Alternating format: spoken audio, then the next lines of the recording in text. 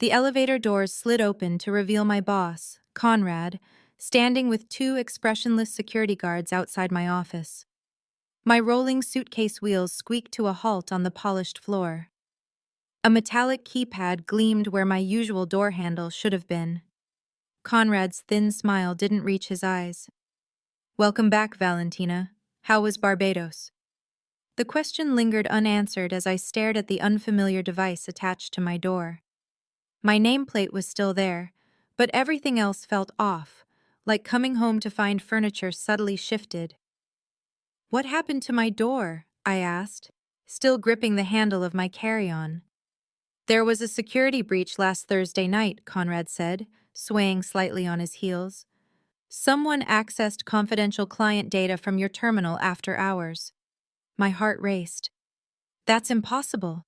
I was on a beach thousands of miles away, which is exactly why we had to investigate," Conrad replied, sliding a master keycard into the new reader.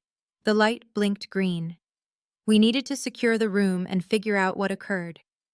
The security personnel, a tall woman with a severe bun and a broad-shouldered man with watchful eyes, flanked me as I stepped inside. The office was technically intact, yet violated. My ergonomic chair sat 2 inches too far from my desk. The monitor was angled differently. File folders had been restacked. Everything had been meticulously inspected, Conrad explained, gesturing vaguely around the room. Standard procedure, the security woman, her badge visible, snapped on blue latex gloves, making me flinch. She moved to my desk and opened the bottom drawer, the one where I stored personal items, the drawer I always kept locked. "This is what we found during our investigation," she said, voice flat and professional. Inside lay a vintage silver pocket watch with intricate engravings around its face and an ornate W on its case. The timepiece rested on my emergency sweater like evidence at a crime scene. "That's not mine," I said instantly. Conrad's expression stiffened. "It belongs to Walter," he said, "our chairman." The air in the room shifted. Both security officers exchanged meaningful glances. Walter reported it missing after the board retreat. Conrad continued, "An irreplaceable family heirloom." "I've never seen it before," I insisted, but my voice sounded small, even to me. Conrad sighed dramatically. "Valentina, this is serious. Theft of personal property from an executive, especially something of such significant value." The male security officer, Darius, according to his badge, produced a tablet. "We'll need your badge and laptop. You're being placed on administrative leave, pending investigation." "Administrative leave? I just returned from approved vacation," I protested. "I'm afraid this can't wait," Conrad said, extending his hand for my badge. "We have to follow procedure." As I unclipped my security badge, I caught something in Conrad's expression, a flicker of satisfaction beneath the mask of corporate concern. "Your team has been temporarily reassigned," he added, "and the Singapore project has been moved under my oversight for continuity." The Singapore project. My project. The account I had built from scratch over 18 months. The one Conrad had attempted and failed to lead before it landed on my desk. The one that had just cleared final approval for its multi-million-dollar expansion phase. I surrendered my badge and laptop in a daze. Darius asked me to sign several forms acknowledging the investigation. Then they escorted me back to the elevator, past curious eyes and whispered conversations from colleagues who had been friendly just a week ago. As the doors closed, I saw Conrad already striding toward my team's workstations, shoulders squared with newfound authority. "Hey, I know you're probably wondering what happened next." I was wondering the same thing as I stood in that elevator. If you're feeling as shocked as I was, please hit like so I know I'm not alone. Actually, leave a comment below about the worst betrayal you've experienced at work. Sometimes knowing others have been there helps. Make sure you're subscribed so you don't miss how this twisted situation unravels. Trust me, what happens next changed everything I thought I knew about myself. My name is Valentina Torres, and until that morning, I was the youngest director of international development in company history. I had built a reputation for turning struggling territories into profitable centers. The Singapore expansion was meant to be my masterpiece, the achievement that would propel me to vice president before my 35th birthday. I had earned that vacation in Barbados, 10 days of true disconnection after months of 60-hour work weeks. No laptop, minimal phone checking, just sun, sand, and the stack of novels I had been collecting on my nightstand for a year. Now I sat in my apartment, still wearing the pencil skirt and blouse I'd carefully chosen that morning, staring blankly at the wall. The vacation tan on my arms suddenly felt absurd, like a costume borrowed from someone else's life. My phone chimed with an email from Human Resources, a formal notice about my administrative leave explaining that I was prohibited from contacting team members or accessing company systems until the investigation concluded. Then another alert followed, a text from Naima, my closest ally on the executive floor. "What the hell happened? Conrad's holding court in the conference room with your entire team." I called her immediately. "I got accused of stealing the chairman's pocket watch," I explained, my voice hollow. "They found it in my drawer." "Walter's watch? That's insane. You were literally in another country." "Tell that to Conrad.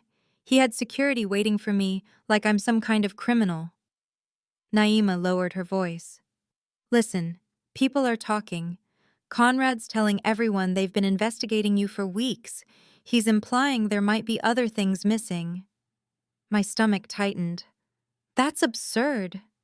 He also mentioned performance concerns with Singapore, said he's conducting a full audit of your work. I pressed my palm to my forehead. He's rewriting history. That project was failing when he had it. I'm the one who secured the government partnership. I know that, but he's spinning a different story. Naima paused. "Val, this feels calculated." The memory surfaced instantly. 3 months earlier, returning early to the conference room before the quarterly executive meeting. I'd forgotten my presentation notes and assumed the room was empty. Instead, I'd seen Conrad hunched over Walter's suit jacket, draped across a chair. His hand slipped into the pocket, emerged holding that same silver watch, and disappeared into his own jacket. I'd backed away quietly, unsure of what I'd witnessed. At the time, I convinced myself I'd misread something innocent. Now that moment replayed with crystal clarity. "Naima, I think Conrad planted that watch in my drawer." "Why would he?" "Because he wants Singapore, and because I saw him take that watch months ago." The line went silent for a beat. "Did you ever tell anyone what you saw?" she finally asked. "No, I wasn't sure." "And then he became your biggest problem," Naima finished. After that day, Conrad's behavior toward me had changed. Small criticisms in meetings, questioning my decisions, excluding me from conversations with key stakeholders. I'd chalked it up to professional jealousy after I landed Singapore. Now I wondered if he'd realized I'd witnessed his theft. "What happens now?" I asked. "HR will investigate. But Val, if Conrad took that watch originally and planted it in your office, this goes beyond office politics. This is premeditated." The realization settled like ice water in my veins. The timing wasn't accidental. Conrad had waited until I was completely unreachable on vacation to make his move. "I need to talk to Walter directly," I said. "Bad idea. Conrad's tight with him. Goes back years. Without evidence, it's your word against Conrad's. And right now, the physical evidence is literally in your drawer." My mind raced through options, each worse than the last. I could resign before they fired me, but that would look like an admission of guilt. I could fight the accusation, but with what proof? "There's something else," Naima said hesitantly. "Remember Greer from marketing? She got called into HR this afternoon. Apparently Conrad told them you'd been taking credit for her campaign ideas." "What? That's ridiculous. Greer and I barely work together." She told them the same thing, but the damage is done. "He's building a pattern, Val. This isn't just about the watch anymore." As we spoke, more notifications appeared. HR requesting an interview tomorrow, an automated notice that my email access had been suspended, and most painful of all, a group text from my team asking what was going on. Before I could respond, another message popped up from a number I didn't recognize. "This is Eleni from your team.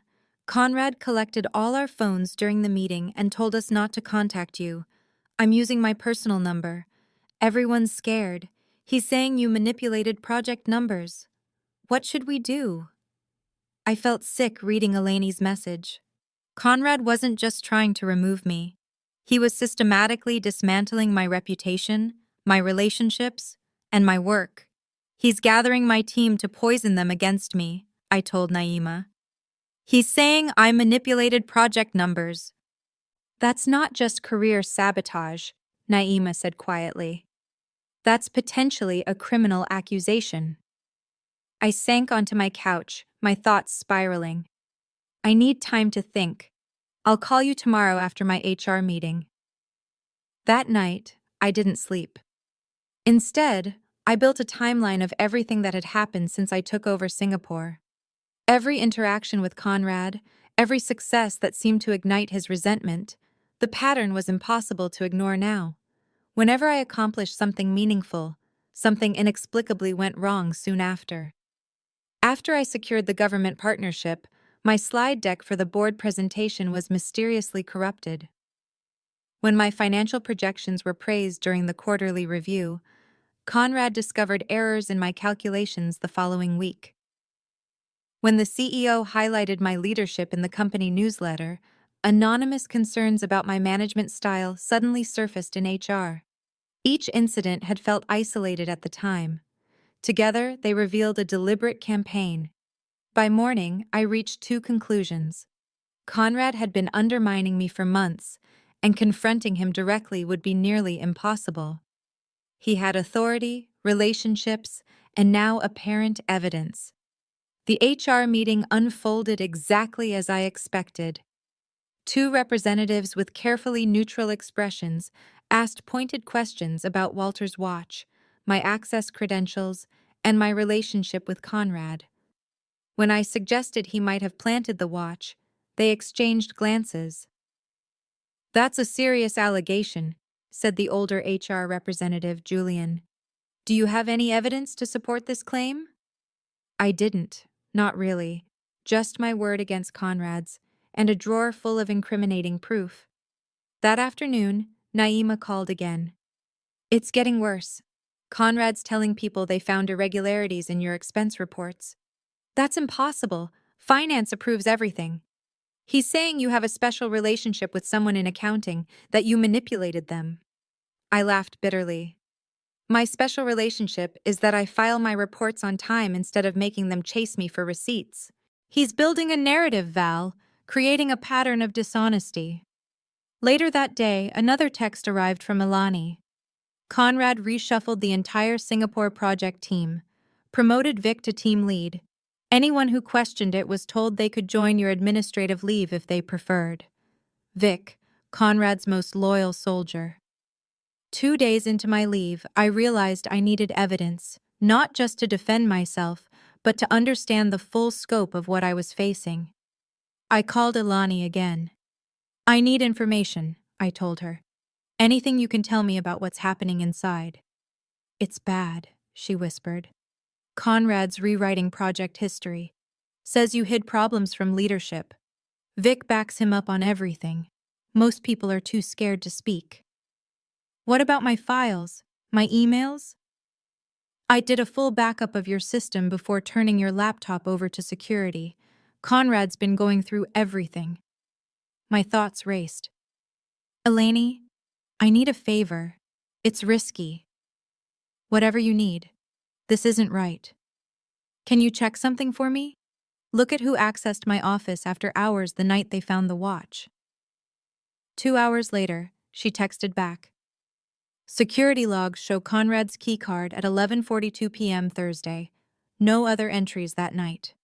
Exactly what I expected, and still not enough. Conrad could easily claim he was conducting a security investigation. A week into my leave, Walter himself requested a meeting.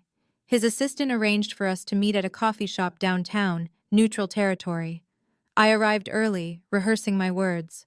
Walter was punctual, imposing even in casual clothes. At 70, he carried the confidence of someone who had built an empire from nothing. "Valentina," he said, settling into the chair across from me. No handshake. "Unfortunate circumstances. I didn't take your watch, Walter." He studied me in silence. "Conrad is convinced otherwise." "Conrad is lying. I believe he took your watch himself months ago. I saw him." Walter's expression didn't change. "That's quite an accusation. Conrad has been my right hand for 15 years. I understand how it sounds, but I was thousands of miles away when that watch appeared in my drawer. Yet access logs show your credentials were used to access files that night." I leaned forward. "Someone used my login remotely. That doesn't mean it was me." Walter sipped his coffee. "The company has invested heavily in your development. I personally approved your promotion to director. This situation is disappointing." I felt myself shrinking under his gaze. "Walter, please look at my record. I've given everything to this company. Why would I suddenly start stealing?" "People surprise us," he said simply. "The investigation will determine what happens next." He left shortly after, and I knew I had failed to convince him. That night, Naima called with worse news. "They're interviewing your entire team tomorrow. Conrad says they need to understand the extent of the problem." 2 weeks into my leave, the company rumors had evolved from theft to complete character assassination.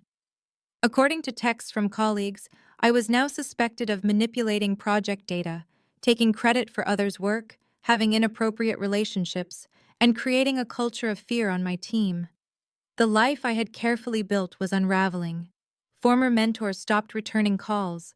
Industry contacts suddenly became busy. Even my own team seemed to be distancing themselves, all except Alani, who continued sending me updates.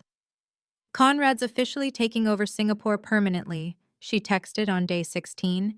"He told leadership, 'You created fundamental problems that he's now fixing.'" That night, I received an unexpected email, an invitation to the annual leadership gala, clearly an administrative oversight. But I stared at it for hours, imagining walking into a room where everyone now believed I was a thief and a fraud. Then I realized it might be my only chance to change the narrative.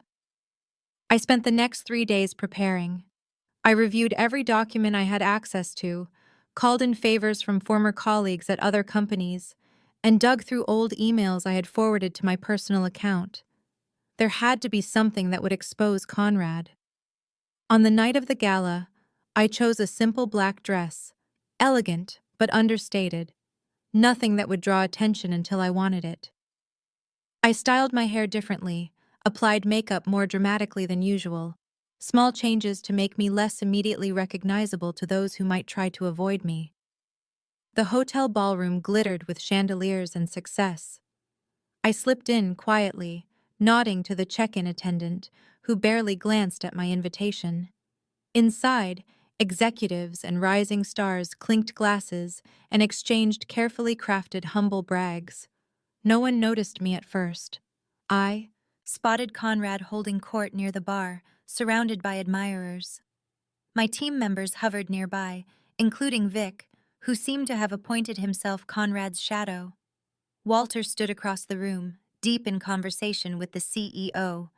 Moving carefully through the crowd, I positioned myself where I could overhear Conrad without being obvious.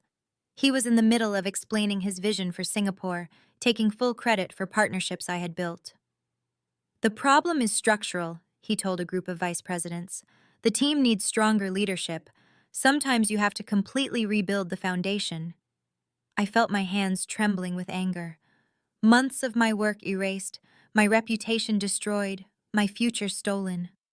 Then I saw it hanging from Conrad's pocket, the telltale chain of Walter's pocket watch. He'd reclaimed his trophy after successfully framing me. The absolute arrogance stole my breath. I needed Walter to see it, to recognize his precious heirloom in the pocket of the man who'd supposedly recovered it from my drawer. As I plotted how to approach him, I noticed something unexpected. Walter was already watching Conrad, his eyes narrowed with interest. Then he turned slightly and caught me staring. Our eyes locked for a moment. He gave me the briefest nod before turning back to his conversation. What did that mean? Acknowledgement? Dismissal? I didn't have time to analyze it because Conrad suddenly broke from his group and headed straight for Walter. I moved closer, not hiding but not drawing attention, positioning myself within earshot. Walter, Conrad said warmly, excellent turnout this year. Indeed, Walter replied. I was just discussing the investigation with Victoria. Any updates? Conrad straightened his jacket. The evidence is quite damning. The watch was exactly where we found it in her drawer. Curious, Walter replied, swirling his drink. Because after our conversation, I found myself wondering about other items that have gone missing recently. Did you know 3 senior leaders reported personal items disappearing in the past year? Conrad tugged at his collar. A concerning pattern. Very concerning, Walter agreed. In fact, it troubled me so much that I asked our head of security to review some records. My heart pounded as I realized something was unfolding that I hadn't orchestrated, something I couldn't have predicted. Records? Conrad echoed, his voice tight. Walter nodded, expression calm but eyes sharp. Access logs to Valentina's office for the night you discovered my watch. Conrad's smile faltered slightly. Standard security protocol. Only one keycard accessed her office that night, Walter interrupted. At 11:42 p.m., yours. I hadn't planned this. I hadn't known Walter was investigating independently, but I stayed perfectly still as tension crackled between the two men. As head of security, the surveillance camera outside her office shows you entering with something in your hand, Walter continued, voice still conversational, and leaving without it. Rather unusual for a security investigation, wouldn't you say? 2 security officers appeared beside Conrad, the same ones who had escorted me out. We should continue this conversation privately, Walter said, placing a firm hand on Conrad's shoulder. As they led him away, Walter caught my eye and nodded, this time with unmistakable intent. I stood frozen, trying to process what had just occurred. Across the room, I noticed Naima watching with wide eyes. She mouthed a single word. How? I had no answer. The revenge I had been meticulously planning was suddenly unnecessary, undone by forces I hadn't seen moving. The next day, I received a brief email requesting my presence at the office. No details, no indication of what to expect. I arrived in my most confident outfit, bracing myself for whatever lay ahead. Instead of security, Walter's assistant met me at the elevator. They're waiting in the conference room, she said, guiding me past curious onlookers. Inside, Walter, the CEO, and the head of human resources were seated. No, Conrad, Walter said, gesturing to a chair. Thank you for coming. Am I still under investigation? I asked, remaining standing. No, the CEO replied. You've been cleared of all allegations. We owe you an apology. I slowly sat, absorbing the sudden reversal. Walter slid a folder across the table. You've been reinstated, effective immediately. Your team will return to your supervision with appropriate compensation for this unfortunate situation. What happened to Conrad? I asked. Walter and the CEO exchanged glances. Conrad is no longer with the company, Walter said carefully. His access was revoked, and he departed the premises last night. He just left? After everything he did? The HR director cleared her throat. We cannot discuss personnel specifics, but appropriate action was taken. I leaned forward. He systematically destroyed my reputation, told people I manipulated data, stole credit, created a toxic environment. Everyone believes him. We'll address those misconceptions, the CEO promised. A company-wide announcement will go out today. That's not enough, I insisted. The damage extends beyond this building. He's been contacting my clients. Walter studied me, a flicker of respect crossing his face. What would you suggest? I want to know how you knew, I asked, rather than question how he accessed my office. Walter's expression stayed neutral. Security footage, access logs. Once we reviewed them, The evidence was clear. Why did you look? After our coffee meeting, you seemed convinced of my guilt. A slight smile touched Walter's lips. Let's just say I received compelling information that prompted a deeper investigation. I leaned back, mind racing. When can I expect full reinstatement? Immediately, the CEO said. Your team has been notified. Your projects, including Singapore, will return to your oversight. I nodded and stood. Thank you. I'll need time to review everything Conrad touched in my absence. As I turned to leave, Walter called after me. Valentina, that information I received, very thorough, very precise, almost as if someone had been building a case for some time. Our eyes met briefly. He knew. I returned to my office, the new lock already removed, to find my team waiting. Their expressions ranged from relief to embarrassment to curiosity. Alani's eyes shone with unshed tears. Welcome back, she said, handing me a coffee. Your office is exactly as you left it. We made sure of it. Throughout the day, colleagues stopped by. Some offered genuine apologies for believing Conrad. Others pretended nothing had happened. A few tried to extract gossip about Conrad's dramatic exit. By evening, Naima cornered me in the break room. Okay, what actually happened? She demanded. One day, Conrad's practically running the company. The next, he's escorted out by security, and somehow you're immediately reinstated. I checked that we were alone. Walter received some compelling information, I said. From who? I sipped my coffee. Anonymous source, apparently. Naima narrowed her eyes. You didn't seem surprised at the gala when Walter confronted Conrad. I was as shocked as anyone, I said. No, she replied slowly. You weren't. You looked satisfied. I smiled faintly. Did I? She grabbed my arm. Val, what did you do? I glanced around before answering. Nothing illegal, if that's what you're asking. That's not reassuring. I guided her back to my office and closed the door. Conrad made one critical mistake. He thought I was completely isolated during my vacation. No laptop, minimal phone use. Weren't you? She asked. I told everyone I was disconnecting completely. I did disconnect, from work, but I brought a tablet for reading, and the resort had Wi-Fi. Naima's eyes widened. So when you heard about the accusations, I wasn't just sitting at home helpless, I finished. I had been gathering information, building a case. The truth was more complicated. After the first week of administrative leave, I realized fighting Conrad directly would fail. He had too much influence, too much credibility with leadership. I needed a different approach. Remember how Conrad started undermining me right after I saw him take that watch? I asked. Naima nodded. It made me wonder if that was the first time. So, I began investigating other instances where valuable items went missing. How? You were locked out of all company systems. I didn't need company systems. I needed people. I pulled out my personal phone.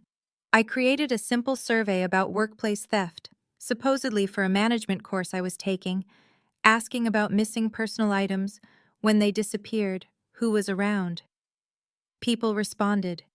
People love surveys, especially anonymous ones where they can complain. I sent it to contacts throughout the company and got 27 responses. 3 patterns emerged. Items disappeared after their owners received recognition Conrad thought he deserved. Conrad was always nearby when items went missing. And the thefts accelerated after I took over Singapore. Naima looked impressed. Still, that's circumstantial. How did you get Walter to investigate? I didn't approach him directly. I compiled everything into a detailed report, including what I witnessed with the watch, then created an encrypted email account and sent the report to our head of security, copying Walter and the general counsel. I included dates, names, descriptions of missing items. That's why security reviewed the footage from that night. I knew Conrad would use his own keycard. He wouldn't risk using someone else's credentials and creating another suspect. But how did you know Conrad would have the watch at the gala?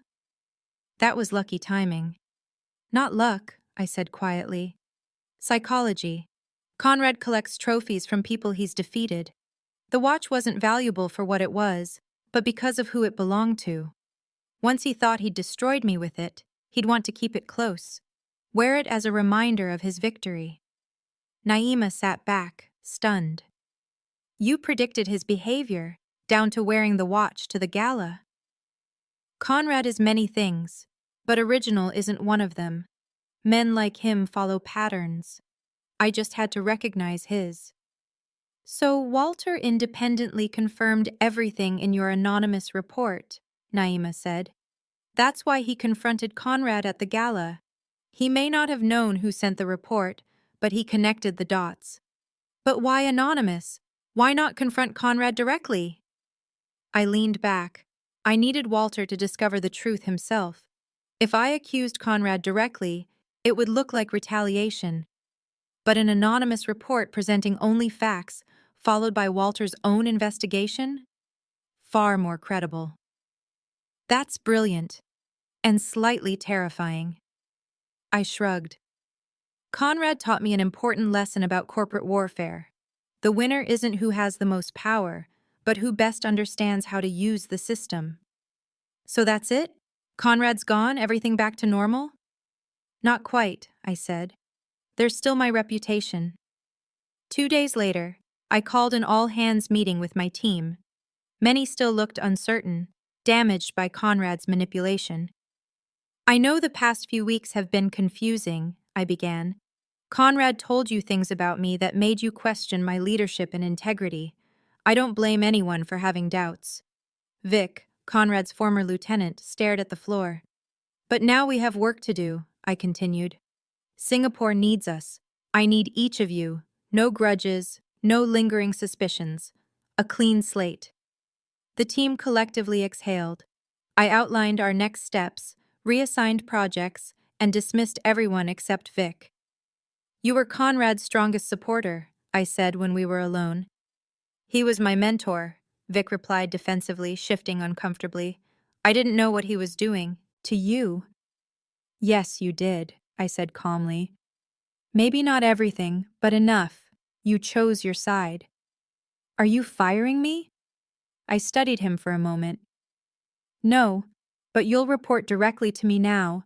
Every report, every analysis, every client interaction goes through me first. That's not how directors typically manage senior analysts. Consider it your opportunity to rebuild trust. The Singapore project required extensive damage control. Conrad had begun dismantling my relationships with key partners. I spent weeks rebuilding those connections, explaining the situation without explicitly mentioning Conrad's removal. 1 month after my reinstatement, Walter requested a private meeting. He placed a sleek box on the table between us. A token of appreciation, he said, for your exceptional work salvaging Singapore after the interruption. Inside was a delicate silver bracelet with a small watch face. I thought you might appreciate the irony, Walter said with the faintest smile. I looked at him. You knew it was me, the anonymous report. The report came from someone with intimate knowledge of the situation, analytical thinking, and precise attention to detail, he said, shrugging. It had your fingerprints all over it. Why not say something sooner? I asked. Some things are better left unspoken officially, he replied, leaning forward. You handled Conrad more effectively than I could have. No direct confrontation, no public accusation, just carefully arranged evidence that led to an inevitable conclusion. I learned from watching the best, I said. Walter's eyes twinkled. The company needs leaders who can solve problems without creating messes. Your promotion to vice president is being announced next week. The board has already approved it. After Walter left, I sat holding the bracelet, reflecting on how differently things could have ended. If I'd confronted Conrad directly, if I'd given in to despair during my leave, if I'd tried to fight the accusations head-on.